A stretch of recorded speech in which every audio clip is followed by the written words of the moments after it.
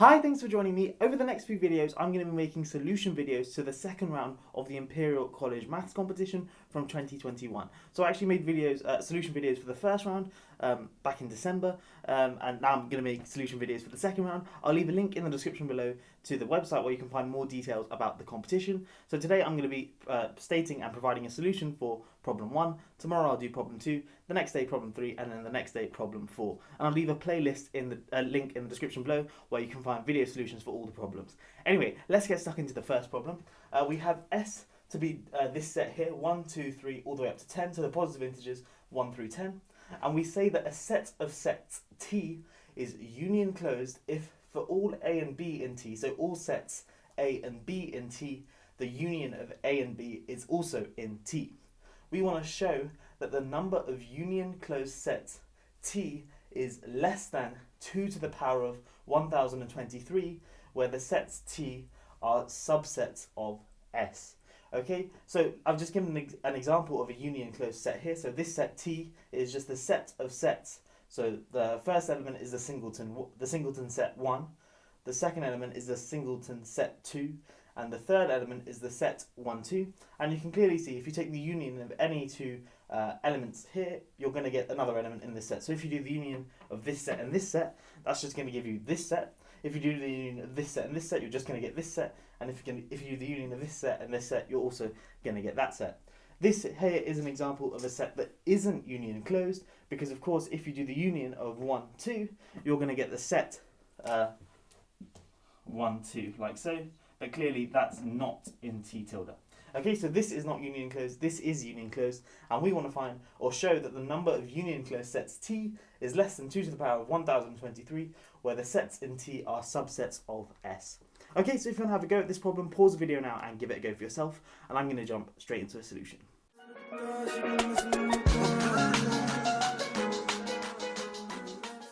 Okay, so there are in fact a few different ways you can solve this problem, but the solution I'm going to present to you is hopefully the easiest to follow. Okay, firstly I'm going to introduce this family of sets Sn, and it's simply going to be the positive integers 1 all the way up to n. Okay, I'm going to have f of n to be the number of union closed sets over Sn. Okay, so what we want to do is show that f of 10 is strictly less than 2 to the power of 1023. Okay, now firstly I have a claim written on the whiteboard that f of n is at most f of n minus 1 all squared. So this holds, or I claim that this holds for all natural numbers bigger than or equal to 2. So let's prove this claim.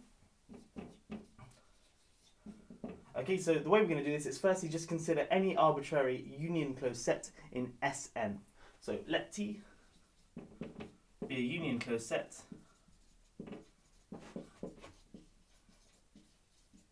over Sn.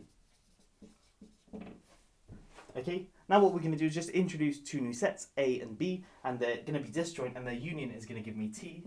A is going to be the set of sets in T, U, for which N is not in U. Okay, and B is going to be the complement. So B, let me just squeeze it in here, is going to be the set of U in T for which N is in U, like so. Okay, so obviously T is a union closed set over Sn, so in particular it's a set of subsets of Sn, and so some of those sets will have n in and some won't, and I'm saying the ones that don't, I'm going to call that set A, and the set of sets which do contain n, I'm going to call that set B. Okay, now what I'm going to do is introduce a set B prime, which is going to be related to B. So B prime is simply the set of elements U, but then take out the n, for which U is in B. Okay, so I'm taking elements in the set B, but then what I'm doing is just taking off the n term. Okay, so clearly A and B are sets, but it's also easy to check that they're union closed. I won't go over that, but it's kind of obvious if you just have a stare at these. So if you want to check that for yourself, that A and B prime are union closed, but in particular they're union closed over Sn minus 1, because each of these only contains sets which contain elements 1 through n minus 1, because A by definition doesn't have any elements that contain n in, and B prime is B, but then I've taken out all the elements that contain n in. So these are two union closed sets over Sn minus 1. Now, it's clear to see that we started off with a union closed set T over Sn, And now we've generated this A and B prime, which are union closed sets over Sn minus 1. Now, how many choices are there for A? Well, there's in particular Fn minus 1, or at most Fn minus 1, and similarly for B, there are at most Fn minus 1 choices for the number of union closed sets over Sn minus 1 by definition of Fn. Okay, so let me write down what I mean. Basically, that kind of concludes the proof.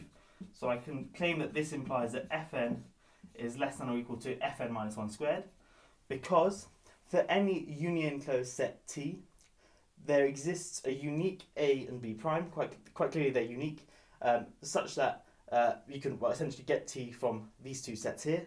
But then what are the number of choices for A and B prime? Well, the number of choices for A is simply, is at most the number of choices of the number of union closed sets over Sn minus 1, which is precisely F of n minus 1. And the exact same argument holds for B prime. The number of ways you could choose B prime is at most Fn minus 1. So we get Fn is less than or equal to Fn minus 1 times Fn minus 1, which of course is Fn minus 1 squared.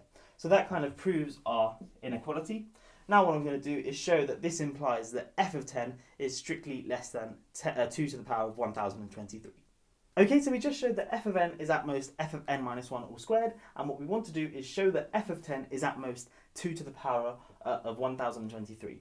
Okay, now what we can do is use this result and apply induction to derive that f of n is less than or equal to f of 2 to the power of 2 to the n minus 2.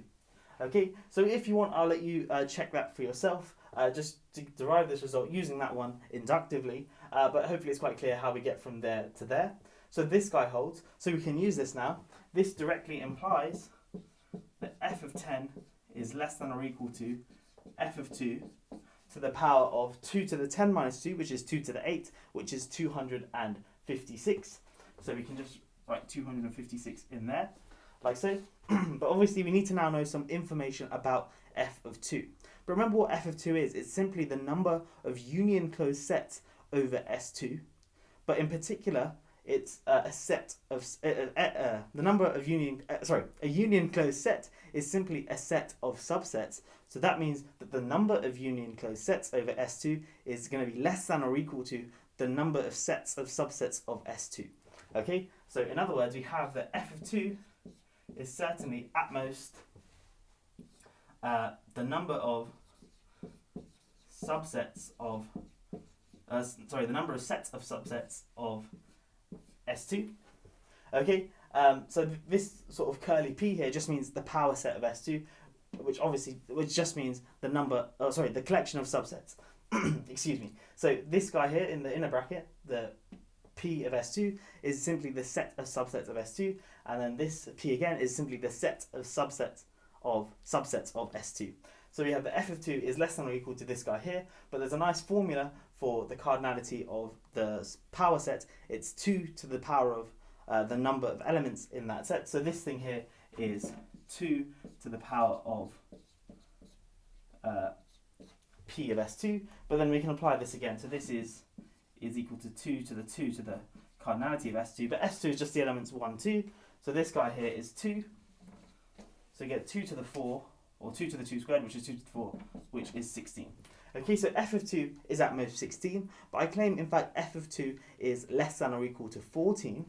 So I claim f of 2 is less than or equal to 14. And the reason for that is we can actually look at this thing here and notice that some aren't union closed. Okay, because if you look at, for example, the set 1, 2, and I think I use this in the framework of the question, this guy isn't union closed.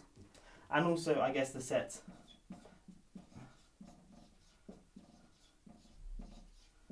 this guy here also isn't union closed. So we found two sets that aren't union closed. So that means that we can kind of take off 2 from this number. So f of 2 now is at most 14, and that's all we need. It might be less than 14. We don't really care though. We just want to show that it's less than or equal to 14. And the reason for that is now we have that if you just plug this back into this guy here, we then have that f of 10 is less than or equal to now 14 to the power of 256. But we can split this up. This is 2 to the 256 times 7 to the 256. But what I want to do is write this as 8 to the 256 times 7 over 8 to the 256. Now 8 to the 256 is 2 cubed to the 256, so we get 2 to the power of 3 times 256 plus 256. So all in all, that's just 2 to the power of 1024, like so. Okay, but you can check on your calculator, 7 divided by 8 raised to the power of 256. This guy here is going to be strictly less than a half. Okay, so this term here is less than a half, so that means this guy here is strictly less than 2 to the 1024 times a half, which is 2 to the 1023. And we're done. We've shown that f of 10 is strictly less than 2 to the power of 1023, which is exactly what we wanted to do. Now, as you can perhaps tell, this is definitely not the best upper bound, and you can certainly reduce it a bit more. So I leave that as an exercise to you if you want to try and find some better upper bounds for f of 10. Anyway, I want to thank you for watching, and as I say, I'll be releasing solution videos to the other problems as well over the next few days, and I'll leave a link for the playlist in the description below where you can find solutions to round 1 of the competition, and also once the next few days are up, you'll be able to find all the solution videos for the other problems as well. Thanks for watching, I'll catch you in the next one, have a great day.